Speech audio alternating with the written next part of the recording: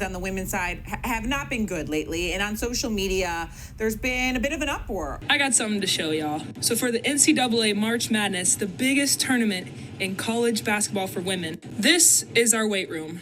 Let me show y'all the men's weight room. March 19th, 2021, a day that no one in college sports will probably ever forget. And that's because Sabrina Prince finally spoke up and talked about the craziness that these college women's basketball players have to face. After that TikTok video got millions of views, it forced the NCAA to actually take actions for their behaviors that they were doing.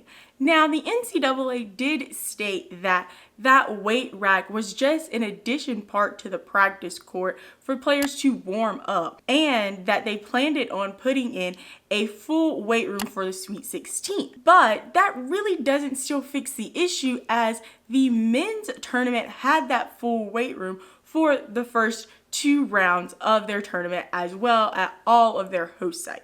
The NCAA had an independent private investigator named Ed Desser come and investigate the practices which is happening within their basketball sector of their athletics. And this gender equity report came out and basically said what we all knew what was going to be said. And that is that there is a whole lot of disparity and inequality within basketball when it comes to the NCAA.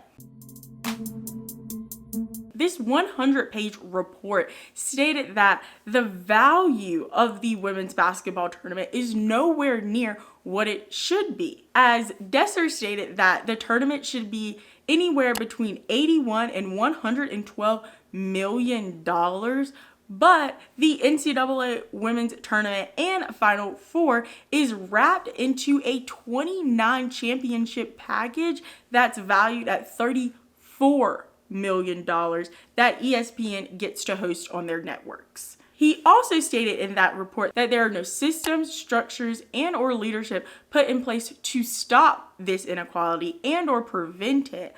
And this is why this problem has been going on for so long. And I can even attest to some of these things that are happening within women's basketball that I saw with my own 2 eyes.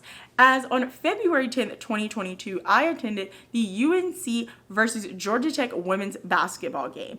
And this was a top-ranked game, not only within the ACC, but that had true high standings for the upcoming NCAA tournament.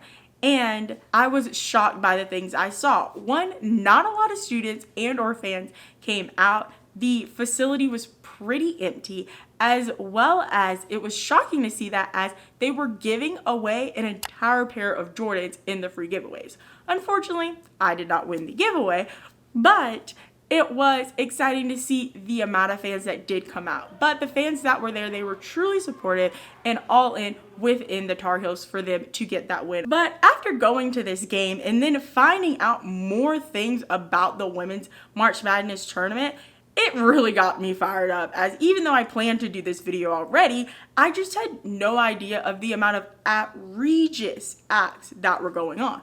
And because of these acts that were going on, that's why this year the NCAA women's tournament is giving an entire refresh. And that is because, as one of the biggest statements that Ed Desser made in that report, was that there needed to be a complete overhaul of the women's March Madness tournament marketing. And the first thing was to let the women have the title of March Madness, as that was an exclusive thing to the men's tournament, as well as the term Final Four, as they have officially early on in the year announced the splitting of the Final Four social media handles that are now split between the women and the men, as well as the normal March Madness account is split between the women and the men. And I even saw the disparities in marketing, as before I attended the UNC women's basketball game, I did a poll on my personal Instagram account to my fellow students to see, did they even know that there was a women's basketball game today? As we can see by the results, not a lot of people knew that there is a women's basketball game today, aside from the fact that there were constant social media presence for it and signs posted around school campus. And for any of my basketball fans out there, you might not even know that the women's tournament is a 64-team tournament compared to the men's tournament, which is a 68-team tournament. And now the women's will be moving to that same format, allowing them to have a first four. And the final suggestion that Ed Desser gave to the NCAA was that they should combine sites for the men and women's Final Four tournaments. But the NCAA can't really make actions on this tournament yet because they have already gave bids out for the 2023 to 2026 Final Four locations. And for this to be put in place, it would have to start in the 2027 season. And Tom Burnett, who is the president of the men's NCAA basketball tournament, said that if both sides agree to combine tournaments at the Final Four, then that is something they would definitely look into. Well, now that you're prepared for the NCAA Women's March Madness tournament, make sure to check out this video right here where I talked all about the NIL and marketing deals that could possibly be coming for these student athletes in this season and in future seasons,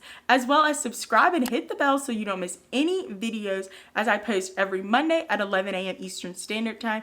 And this is the very first video within the March series that I'll be covering men's and women's college basketball and what the future holds for both of them, because you do not want to miss the last video in this series. Make sure to leave me a comment down below telling me, how do you feel about this restructuring of the NCAA women's basketball tournament? And give this video a thumbs up or a thumbs down because it's your thumb. And remember, don't be afraid to join the convo.